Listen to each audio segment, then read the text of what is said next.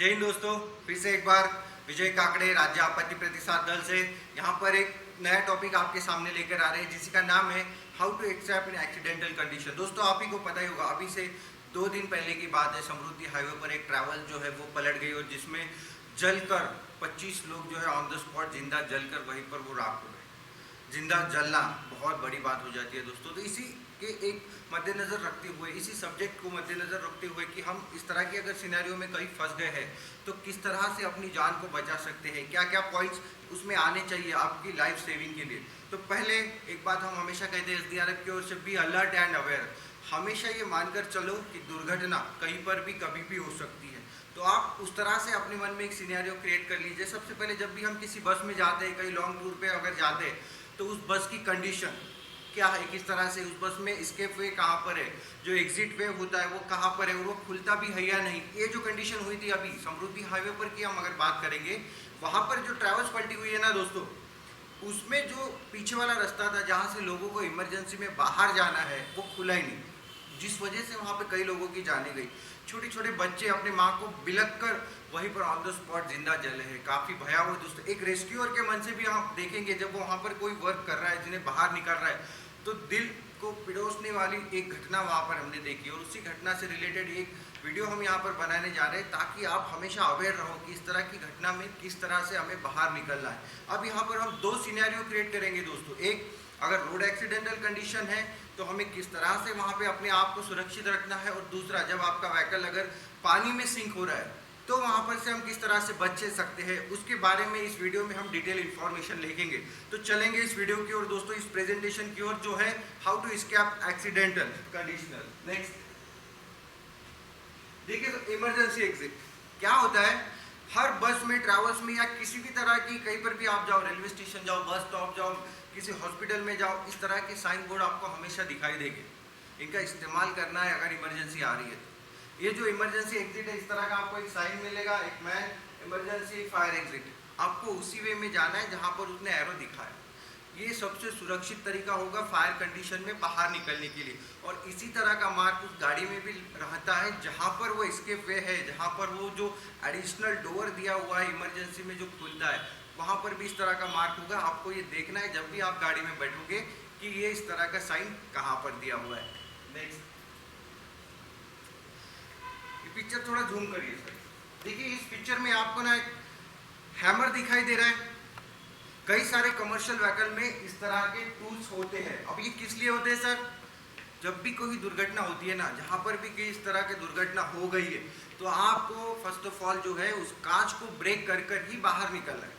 अब कांच ब्रेक तो इतनी आसानी से होगा नहीं, आप हाथों से उसे मारने की कोशिश करोगे, वो ब्रेक नहीं हो पाएगा।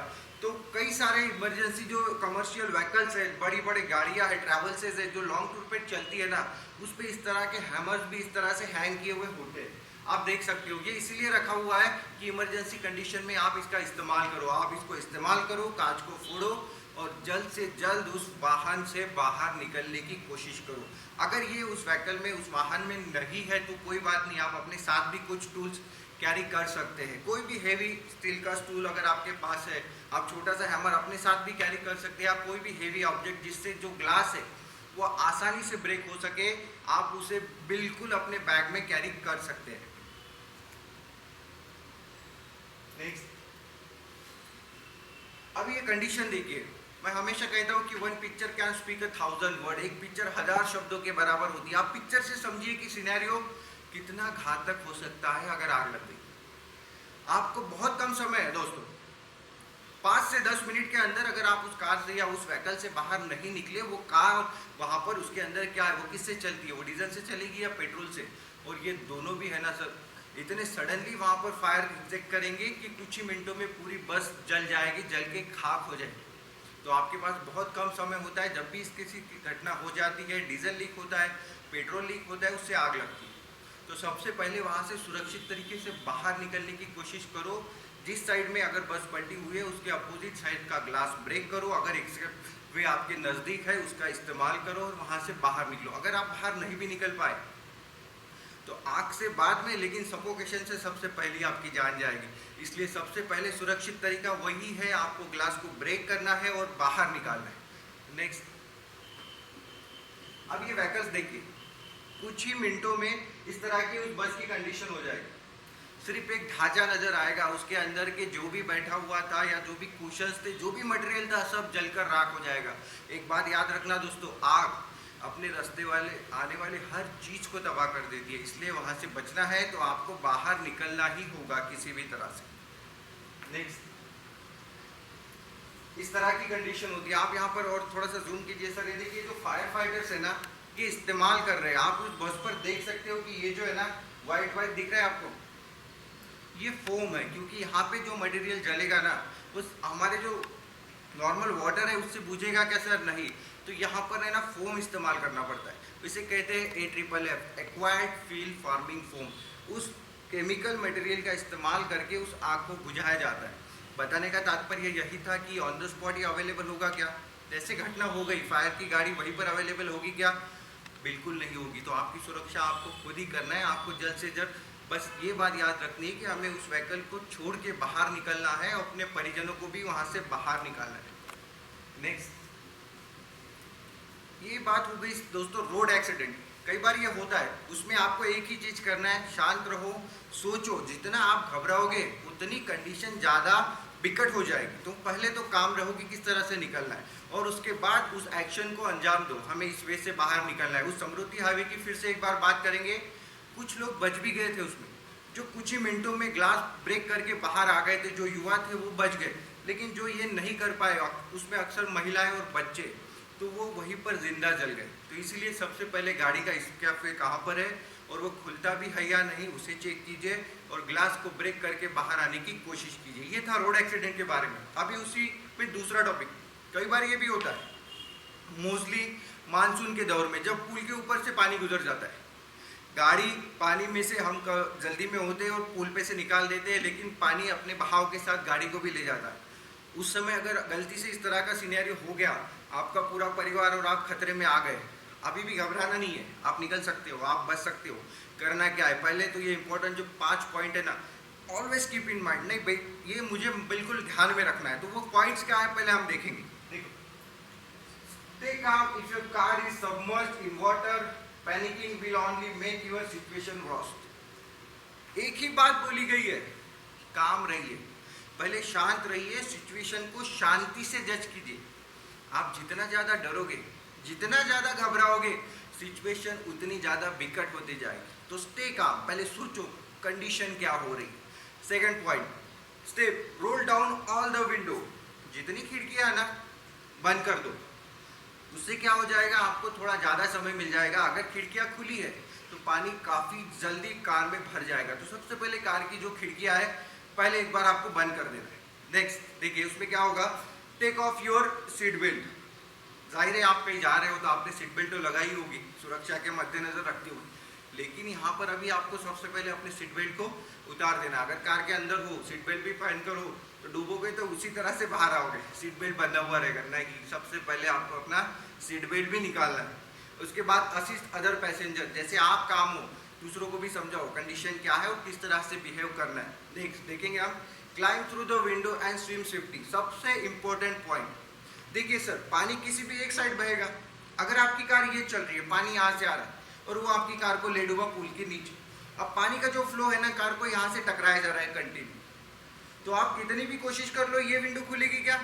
क्योंकि पानी का फ्लो लगे जा रहा है उसे। तो आपको कुछ समय एक्स्ट्रा मिलेगा अदर साइड में, उसकी विंडो को आपको ब्रेक करना है। अगर खुलती है तो खोलने की कोशिश करना है और वहां से बाहर निकल के स्विम करके सुरक्षित जगह ढूंढनी है। नेक्स्ट इमेज में आपकी वो आइडिया क्लियर हो जाएगी कि वो किस तरह से होता है। देखिए, आपकी कार इस तरह से डूबेगी, सिनेरियो इसी तरह से बनेगा अगर पानी में आप जा रहे हो तो। इस तरह से अगर कार डूब रही है तो पैनिक बिल्कुल भी नहीं होना है। Next, if your car is sinking, step 1, देखिए यहाँ लिखा हुआ है स्टेप 1, दरवाजा खुलेगा कैसे? पानी का प्रेशर इतना लग रहा है, आप कितनी भी ताकत लगाओ, आपकी कार का डोर वहां पर नहीं खुलेगा। आपके लिए एक ही एक्सेप्ट वे है, वो है आपकी कांच। आपके जो कार है उसकी कांच को नीचे कर कर ही आप बाहर जा सकते हैं। तो सबसे पहले अपोजिट डायरेक्शन में, जहां पानी नहीं लग रहा है, फ्लो नहीं आ रहा है, उसे नीचे कीजिए। इस तरह से पानी से स्विम करते हुए बाहर आइए और एक सुरक्षित जगह पहुंच जाइए। ये ही एकदम सुरक्षित तरीका है आपको अपनी जान बचाने के लिए।